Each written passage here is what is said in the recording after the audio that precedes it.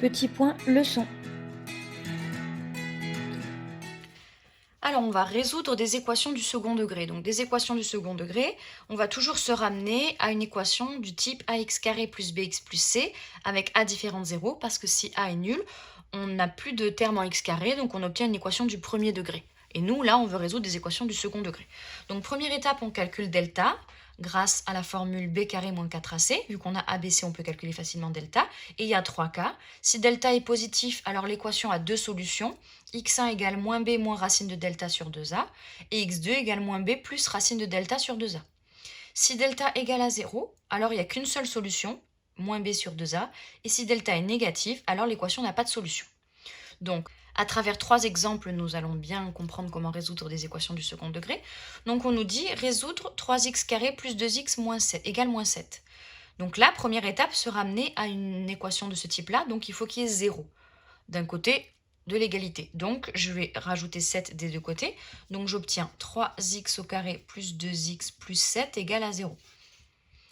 Une fois que je suis ici, j'ai mon a qui vaut 3, mon b qui vaut 2, mon c qui vaut 7. Je calcule delta, b carré moins 4ac.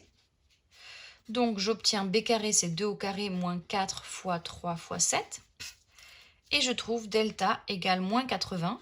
On est dans quel cas? On est dans le dernier cas. Delta est négatif. Donc, pas de solution. Il n'y a pas de solution. Donc on écrit S égale 0 barré pour dire ensemble vide, pas de solution. Pour le deuxième, on a le A qui vaut moins 2, le B qui vaut moins 2, le C qui vaut moins 1,5. Donc on calcule delta comme tout à l'heure grâce à la formule B carré moins 4AC. Donc B carré, B c'est moins 2, donc on met moins 2 au carré. Moins 4 fois A c'est moins 2, fois C c'est moins 1,5. Et on trouve 0. Donc on a delta égale à 0, donc il va y avoir une solution. x0 égale moins b sur 2a. b c'est moins 2, donc moins b c'est 2. Et 2a, on fait 2 fois moins 2. Et ça nous donne moins 1,5. Donc du coup, une fois qu'on a notre solution, on écrit S égale, la solution c'est moins 1,5. Et enfin, pour la dernière, on a 3 facteurs de x carré moins 5 quarts égale 57 quarts de x. Donc d'abord, on va distribuer le 3 pour plus avoir de parenthèses. Donc ça nous fait 3x carré moins 3 fois 5 quarts. Et ensuite, le 57 quarts de x, on le fait passer de l'autre côté. Donc ça nous donne moins 57 quarts de x égale à 0 si on a fait tout passer. Et ensuite, on simplifie. Donc 3 fois 5, 15 quarts, moins 57 quarts de x égale à 0. Voilà notre équation du second degré. Le A, c'est 3. Le B, attention, c'est pas moins 15 quarts, c'est moins 57 quarts, puisque le B, c'est le nombre qui est collé à x. Donc là, c'est pas écrit dans l'ordre, mais c'est bien le B. Et le C, c'est le nombre qui n'a pas de x, donc moins 15 quarts. On calcule delta égale b carré moins 4ac.